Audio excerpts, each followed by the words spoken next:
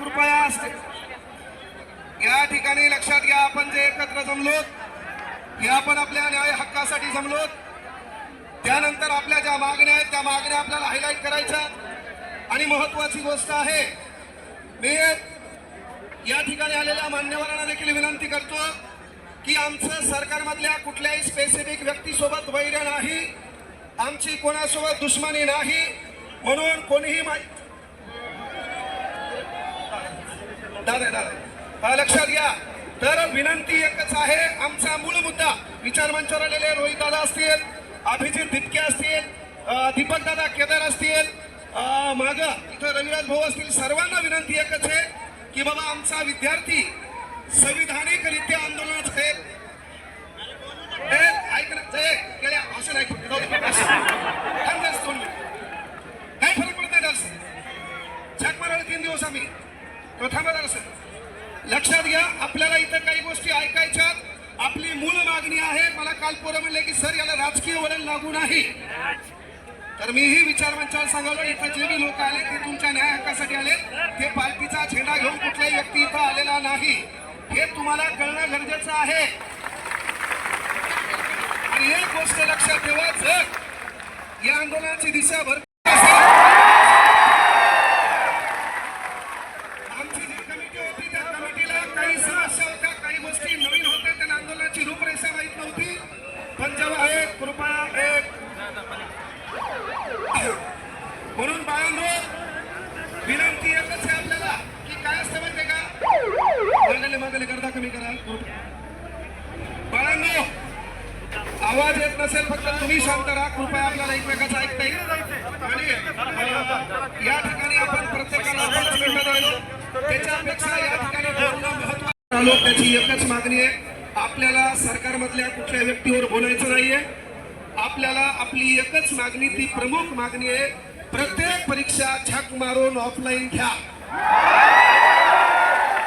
आणि जर तुम्हाला ती घेता येत नसेल आणि तुमच्या पुढे दम असेल तर 1 तारखेला एका वेळेत एकाच दिनांकाला वेळेत सारखी असताना एकच परीक्षा ऑनलाईन तुमच्या धमक असेल.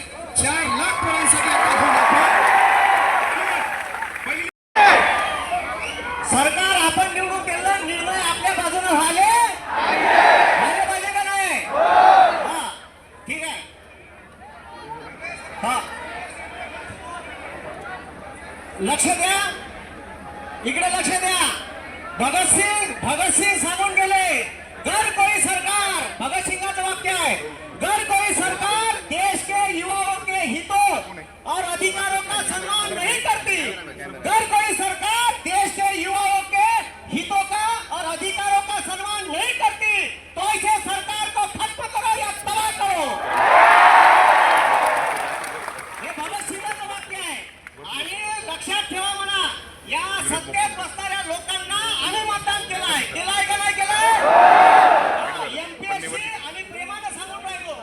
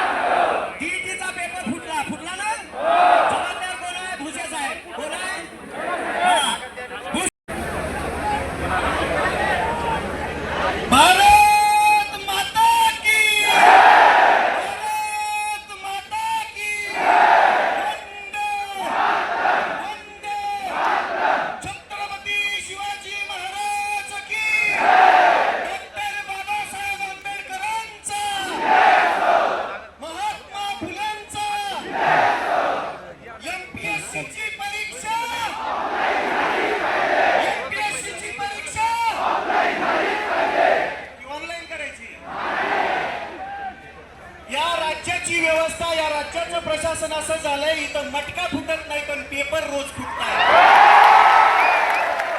लेकरांची स्वप्न विकत असताना लाचा कशा वाटत नसत्या हा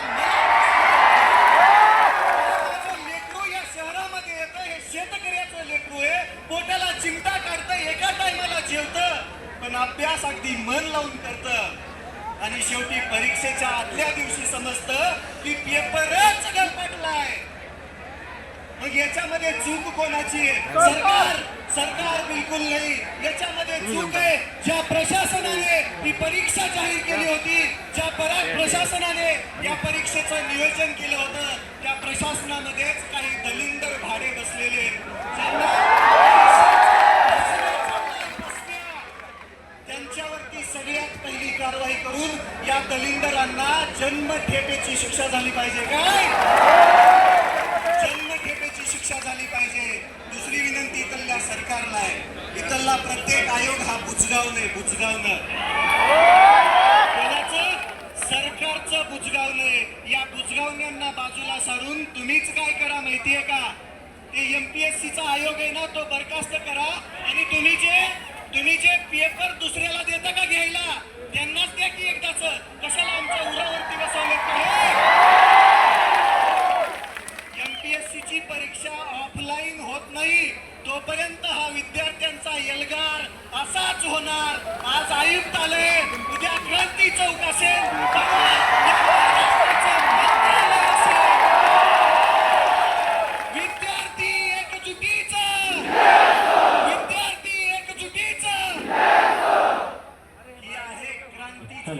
छत्रपती संभाजीनगर.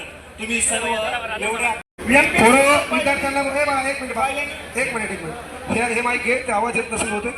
विद्यार्थ्यांना बोलू द्या. अरे अन्याय तुमच्यावर व्हायलाय, प्रॉब्लेम तुमचा आहे ही गोष्ट लक्षात घ्या.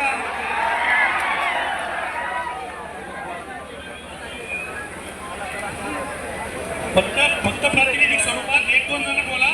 माईक तिकडे देऊ नका. आपली साऊंड सिस्टीम बंद पडेल. आपल्याला विनंती आहे. माझं एक सर्व भावांना एक विनंती आहे की एमपीएससीला आपण जेव्हा प्री एक्झाम पास झाली तर 300 रुपयात आपल्याला मिळेल एक्झाम सगळे सवर्ग द्यावे लागले.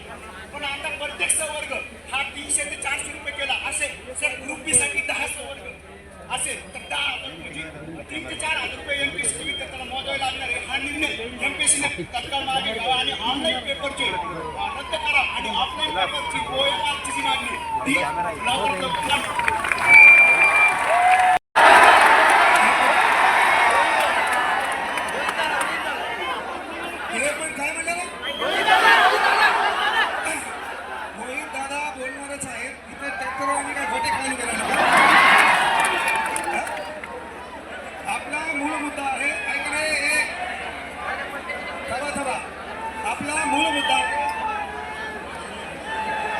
प्रत्येकाला लक्षात घ्या. आपण 2 मिनिटं वेळ झालो.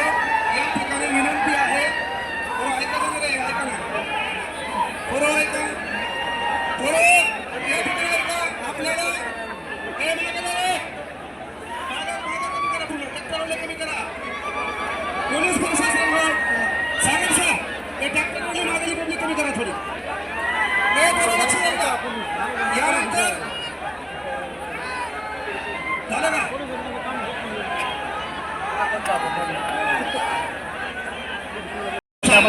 कोणी छत्र्या गित्र्या उघडू नका. आपला बाप तिकडे वावरात भिजत आहे.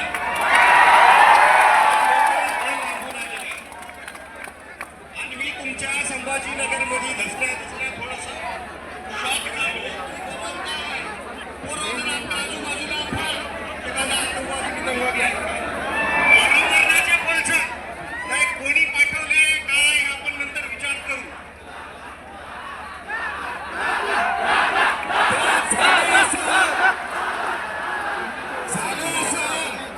की उघड्यापाशी मागणं गेलं रातभर युवांना नेलं.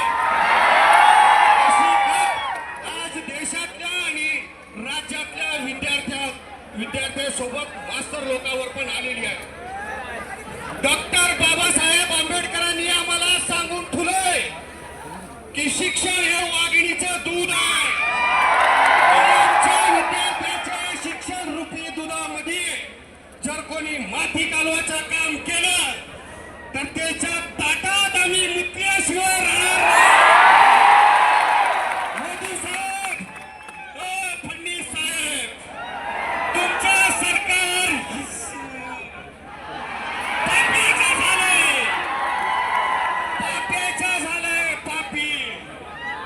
संबंधित मंत्री असतील, संबंधित अधिकारी असतील, या कांडामध्ये ज्याचे हात भरून आहे त्याच्यावर SITची चौकशी लागली पाहिजे.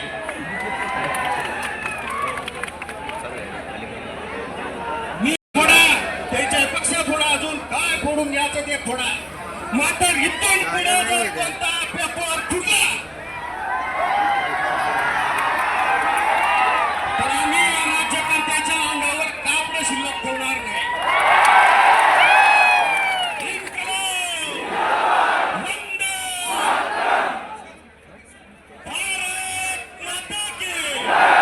छत्रपती शिवाजी महाराजांचा, डॉक्टर बाबासाहेब आंबेडकरांचा.